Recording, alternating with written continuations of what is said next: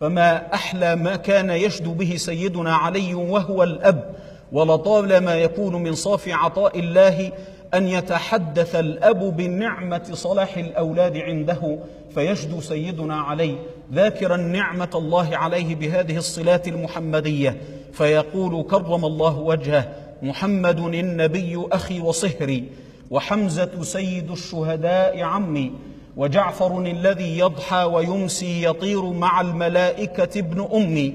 وبنت محمد سكني وعرسي، مشوب لحمها بدمي ولحمي، وصبط أحمد ولداي منها، فأيكم له سهم كسهمي. وما أحلى وما أجمع وما أنفع قول ساداتنا رضي الله عنهم حينما يروون الخبر مثل ما رواه الإمام عبد الرزاق في مصنفه، والطبراني في الأوسط، بل ولقد رواه الإمام الحاكم في مستدركه، كلهم عن سيدنا عبد الله بن سيدنا العباس رضي الله عنهما وأرضاهما وعن الصحابة أجمعين، قال: صلى بنا رسول الله صلاة العصر صلى الله عليه وسلم، فلما كان في الرابعة اعتلى ظهره الشريف سيدنا الحسن وسيدنا الحسين، فلا زال بهما حتى أنزلهما، فلما سلم صلى الله عليه وسلم أخذ سيدينا الحسن والحسين رضي الله عنهما وأنزلهما في كتفيه اليمنى الأولى واليمنى الثانية صلى الله عليه وسلم، وقال للناس مخاطبا: ألا أخبركم بخير الناس جدا وجده؟ ألا أخبركم بخير الناس أبا وأما؟ ألا أخبركم بخير الناس عما وعمه؟ ألا أخبركم بخير الناس خالا وخاله؟ الحسن والحسين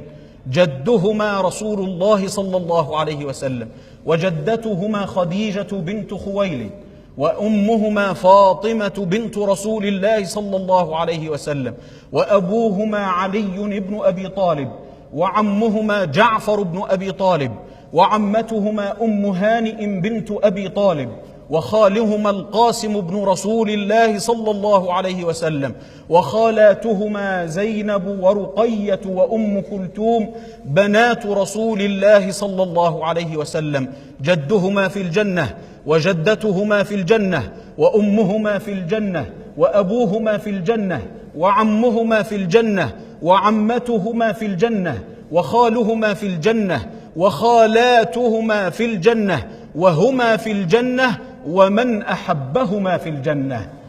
رضي الله عنهم وأرضاهم أجمعين. بلسان الحال قد قال الحسين: أنا ذو الخير وابن الخيرين، من له جد كجد المصطفى أحمد المختار نور الظلمتين، من له أم كأمي فاطمة بضعة الزهراء أم الحسنين، من له أخت